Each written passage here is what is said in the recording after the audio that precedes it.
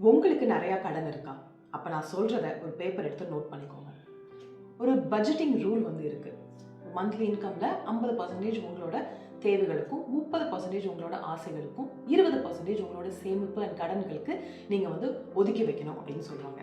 நமக்கு நிறையா கடன் இருந்துச்சு அப்படின்னா இந்த ஒரு ரூலில் ஒரு சின்ன சேஞ்ச் பண்ணிக்கலாம்.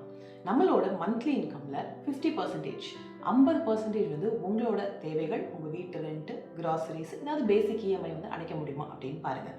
அதுக்கப்புறம் 20% உங்களோட ஆசைகள், அதாவது வெளியே போகிறது, வெளியே போய் சாப்பிட்றது, துணி வாங்குறது, அதுக்கெல்லாம் யூஸ் பண்ணிக்கலாம். பட் இன்கேஸ் அந்த 50% பத்தலைன்னா இந்த 20%லேருந்து தான் நீங்கள் கொஞ்சம் காசு எடுத்து அங்கே போடணும். இன்னொன்று, இந்த 20%க்குள்ளே ஒரு குட்டி அமௌண்ட், ஒரு 5%ஆவது சேவ் பண்ணிக்கோங்க. ஸோ தட் இன் ஃபியூச்சர் திரும்ப கடன் வாங்குற நிலைமைக்கு போக மாட்டீங்க. அதுக்கப்புறம் 30% கடன் அடைக்கிறதுக்கு மட்டும் யூஸ் பண்ணணும். ஸோ உங்கள் பேப்பரில் இந்த 50, 20, 30 இதை நோட் பண்ணிக்கோங்க. அதுக்கப்புறம் கடன் அடைக்கிறதுக்கு ஒரு மெத்தட் இருக்குது, ஸ்னோபால் மெத்தட் அப்படின்னு சொல்லுவாங்க. எல்லா கடனையும் நம்மளால் ஒரேடியாக அடைக்க முடியாது. ஸோ நீங்கள் அந்த பேப்பர் எடுத்திருக்கீங்கல்ல, என்னென்ன கடன் இருக்குது அப்படின்னு எல்லாத்தையும் எழுதுங்க.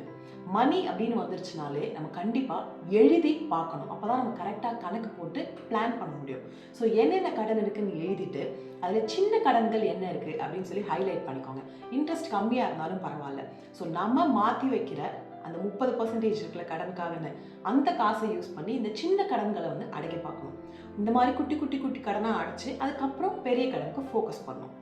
இன்னொன்று நீங்கள் என்ன பண்ணலாம் அப்படின்னா ப்ரீபேமெண்ட். அதாவது நீங்கள் இன்ட்ரெஸ்ட் மட்டும் பே பண்ணுற இடத்துல கொஞ்சம் முதல் கூட சேர்த்து பே பண்ணிட்டீங்க அப்படின்னா நீங்கள் அந்த கடனை சீக்கிரமாகவும் க்ளோஸ் பண்ணிடலாம். உங்களோட இன்ட்ரெஸ்ட்டும் குறையும்.